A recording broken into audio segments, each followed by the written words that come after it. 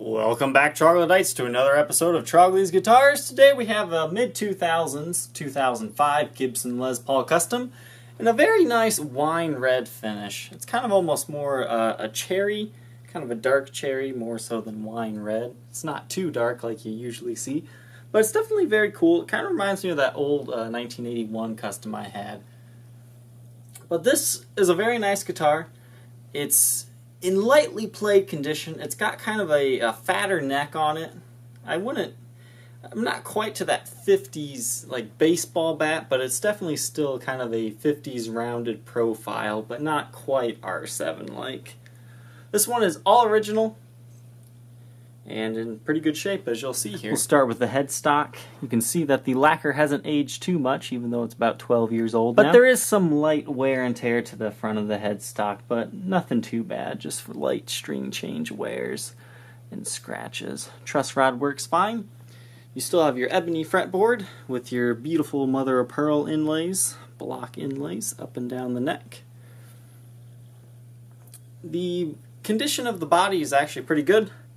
You do have some light picking scratches here in the picking area, as you're seeing show up, hopefully.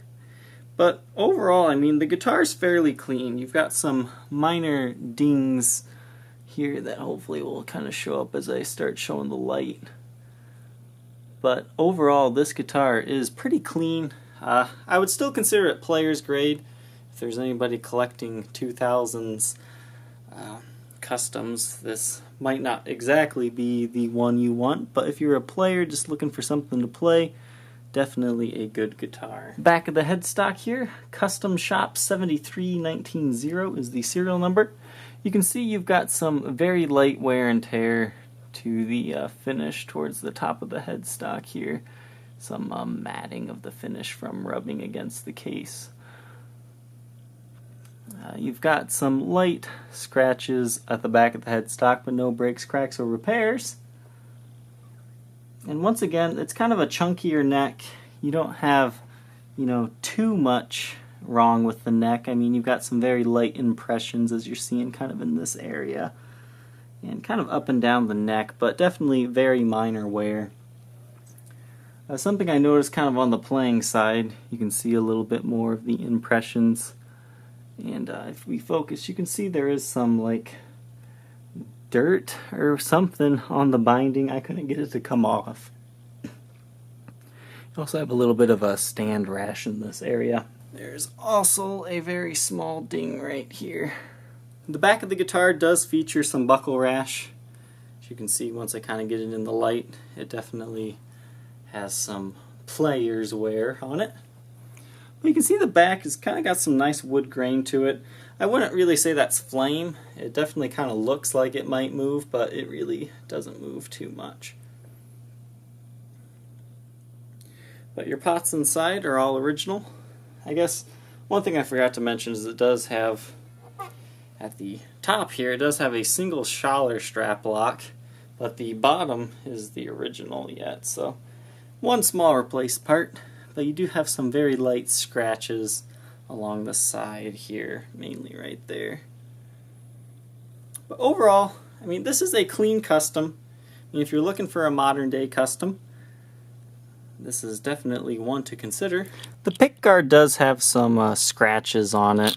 There was like some white marks on here, so I took a little bit of steel wool and kind of filed those off. There was also some on the pickup ring here that I also kind of did away with in the same way. So you can see it's slightly different colored there. You also have some gold tarnishing on the bridge and a tailpiece post there. We'll do a quick blacklight test here. This one's not really old enough or aged enough to really show anything, but it would definitely show if anything, was touched up, but it's not. As you can see, it's a little bit darker than usual, but it still is glowing.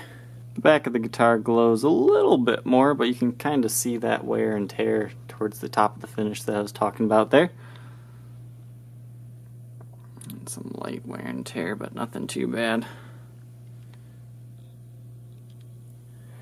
Finish-wise, we are all clear on this example, but there you can kind of see the scratches a little better too. If you're into lightweight guitars, this is not the one for you. It weighs 11 pounds, 11.1 ounces, so 5 ones in a row. But if you like that really heavy guitar feel for the tone and sustain, definitely try checking this one out. You can definitely feel it's really body heavy.